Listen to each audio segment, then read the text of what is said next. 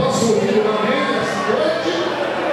Observe, Samuel foi o único homem em toda a Bíblia que teve 4 ministérios, a saber, se olharmos o capítulo de número 2, versículo de número 18, do primeiro livro de Samuel, a Bíblia nos mostra o primeiro ministério de Samuel. Ele era ministro do Senhor. Porém, Samuel ministrava perante o Senhor, sendo ainda jovem, vestido com um éfode de sacerdote, um éfode de linho. Isso aqui é muito lindo, porque Samuel era um ministro do Senhor.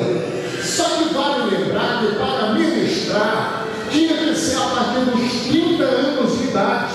Samuel aqui tinha aproximadamente 14 anos de idade, mas o texto diz que ele ministrava perante o Senhor. Percebam a ênfase do texto: ministrar perante o Senhor.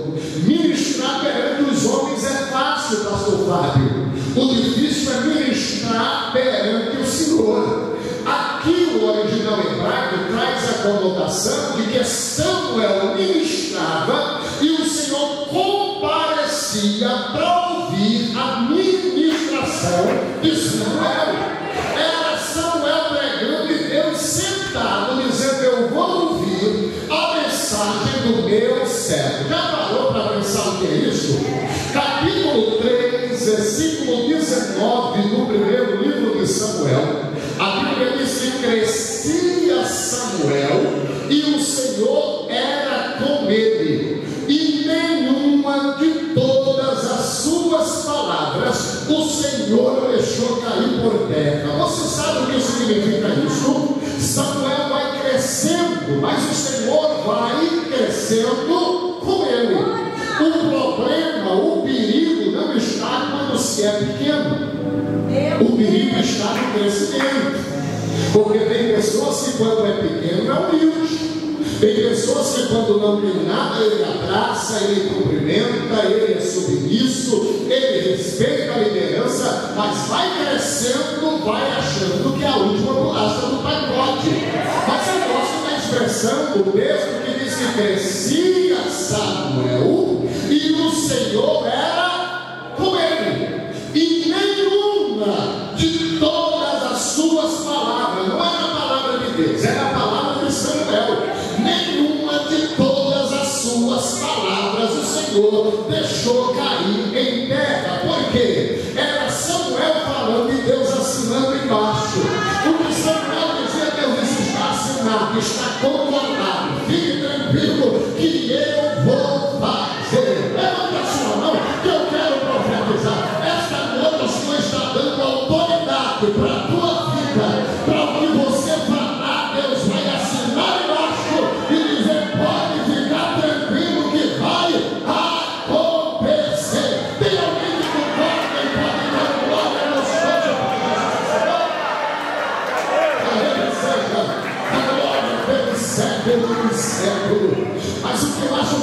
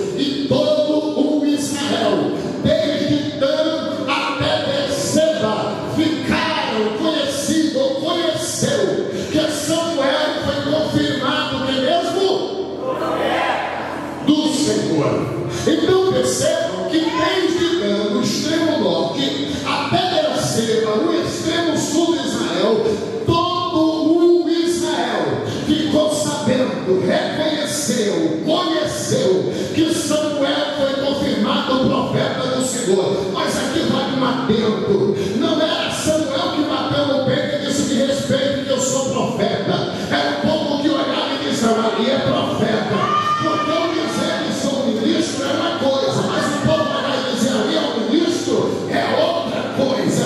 Eu dizer me respeite que eu sou pastor é uma coisa, mas o povo olhar e dizer ali é de fato um pastor é outra coisa. Eu dizer que sou profeta, Luizinho, é uma coisa, mas o povo olhar e dizer ali é um profeta é outra coisa. Não foi Samuel que bateu no peito dizendo eu sou profeta, foi todo Israel, desde Dan até Berseba, olhar e disseram ali está o profeta, é confirmado, é autêntico, é homem de Deus, é boca de Deus na terra, é um profeta do Senhor. Primeira carta de Paulo a Coríntios, capítulo 4, versículo 1, Paulo disse que os homens nos considerem como ministro de Cristo e dispenseiro dos mistérios de Deus. Não sou eu que devo dizer sou ministro, é os homens que devem olhar e dizer ali é o ministro e tem a chave da dispensa, tem a chave da dispensa de Deus e traz os mistérios dos céus para a nossa vida. A glória pelo século. Terceiro ministério de Samuel, ministério de sacerdote. Quem está ouvindo, diga amém. Capítulo de número 7, versículo de número 9. Quando os filisteus vieram para atacar Israel, Israel temeu e disse a Samuel: não cesses de clamar ao Senhor por nós. Samuel disse: tem cordeiro, disse: tem, não traga que eu vou sacrificar. E quem sacrificava era sacerdote.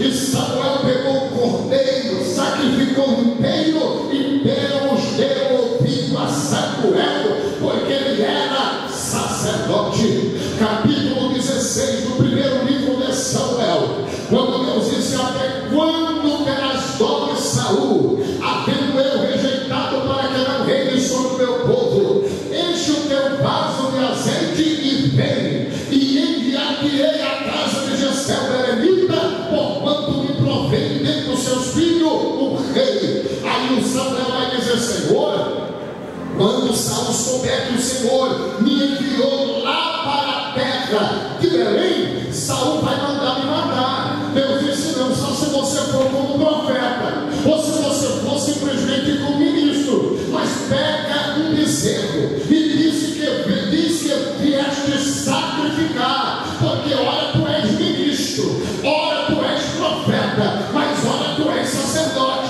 Então você vai lá não como profeta, hoje você vai lá não como ministro, vai lá como sacerdote, sacrifique e convide Jessé para o sacrifício, e eu vou falar com Jessé quando você sacrificar, porque ele era sacerdote do Senhor. Mas o capítulo de número 7 do primeiro livro de Samuel, versículos de número 15 e o versículo de número 16, a Bíblia mostra o quarto ministério de Samuel. Ele era também,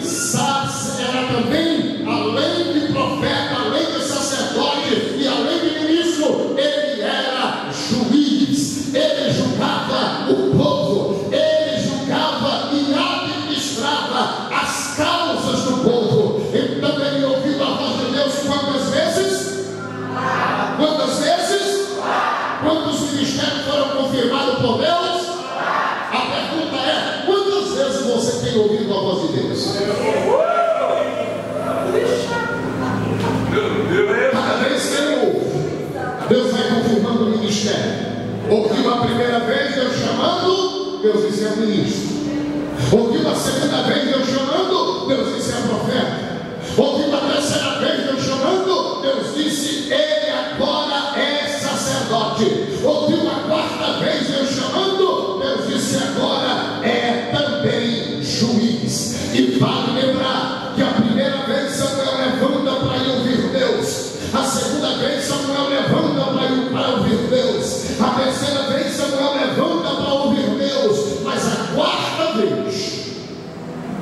Não é Samuel que levanta para ir até Deus, é Deus que levanta para vir até Samuel. Capítulo 3, versículo 10, a Bíblia diz, que veio o Senhor e esteve no quarto lá com Samuel e clamou e chamou a Samuel, Samuel, Samuel, e ele disse: fala, Senhor.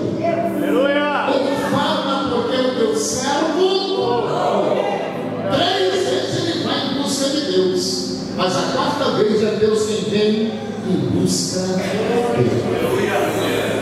E o que vale lembrar é que agora nesse contexto que nós lemos, o tema que vocês escolheram no capítulo 7, nós temos aqui um momento em que o povo ele clama. Por quê? Porque a arca tinha sido levada pelos filisteus. Quando a arca é retornada para dentro de Israel, a Bíblia diz que a arca agora vai para Kiriat Jearim. E lá em Kiriat Jearim, a Bíblia nos informa, no capítulo de número 7, no primeiro livro de Samuel, versículo de número 2, que a arca vai ficar na casa de Abinadab. E a Bíblia diz que vai ficar 20 anos a arca lá. E Israel vai clamar ao Senhor. E quando Israel clama ao Senhor, querendo a sua presença, Samuel se levanta, se posiciona e diz o povo: de onde a arca foi roubada? Disseram: foi lá de Ebenezer. Roubaram quando no capítulo 4, versículo 1, a Bíblia diz que houve uma guerra contra os filisteus em Ebenezer, e o povo foram com Ofni e Finéia para a guerra. Naquele confronto morreu 4.000 de Israel. Ofni e Finéia disseram: foi a arca que não veio, manda buscar a arca.